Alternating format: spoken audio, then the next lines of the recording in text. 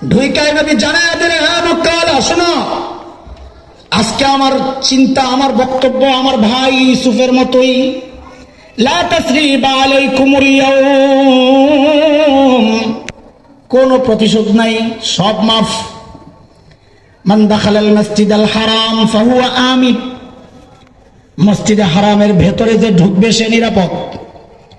মান দাখালা দার আবি সুফিয়ান ফাহুয়া আমিন, আবু সুফিয়ানের ঘরে যে ঢুকবে সেও নিরাপদ।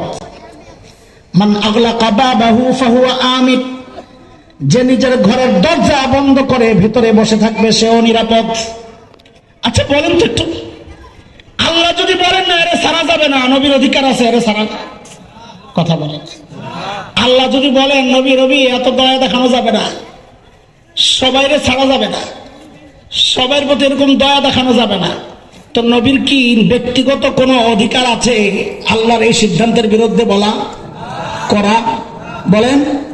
আল্লাহ নবীকে জানাইছেন, নবী সব জায়গায় নরম হইলে তো চলবো না, আপনি সবাইরে ছাড়েন কিন্তু মালাউন ধরে ছাইরেন না।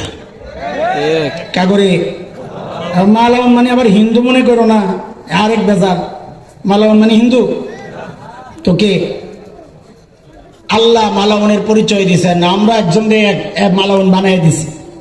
না না, আল্লাহর পরিচয় ভিন্ন। আল্লাহ কি বলেন সূরা আহজাবে আসছে, আরেক জায়গায় যাইতে আবার এখন আল্লাহ বলেন, ইন্নাল্লাযীনা ইউযুনা আল্লাহা ওয়া রাসূলাহু লাআনাহুমুল্লাহু ফিদ দুনিয়া ওয়াল আখিরাহ। আল্লাহ ওয়া রাসূলকে যারা কষ্ট দেয় ওরা মালাউন। সে যদি আমার মতো দাড়িওয়ালা টুপিওয়ালা হয় সেও মালাউন। সে যদি নবীকে কষ্ট দেয়, ওয়ারাসাতুল আম্বিয়াদেরকে কষ্ট দেয়, ওইটাও মালাউন। সে মুসলমান কিনা নামধারী, হিন্দু কিনা বৌদ্ধ কিনা দেখার বিষয় না, আল্লাহ রাসূলের বিরুদ্ধে যারাই দাঁড়াবে সব মালাউন। আল্লাহ জানায়া দিয়েছেন নবী মালাউনদেরকে ছাড় দেওয়া যাবে না। বলে কি করতে হবে? বলে মালাউনের শাস্তি নির্ধারিত। কি সেটা?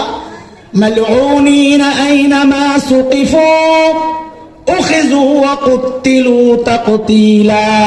মালাউন যেখানে পাওয়া যাবে ধৈর্যই কল্লা ফেলায়া দাও। এই সিদ্ধান্ত কার? এত আস্তে বলতেছেন যে ডর লাগতেছে।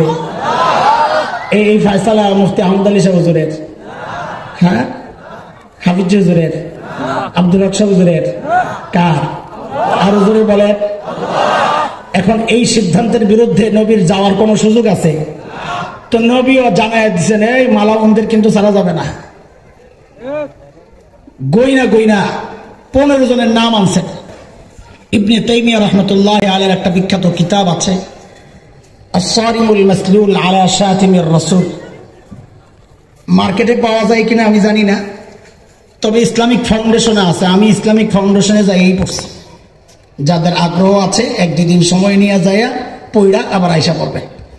একটা হাদিসের জন্য রাবিরা শত শত মাইল সফর করছে।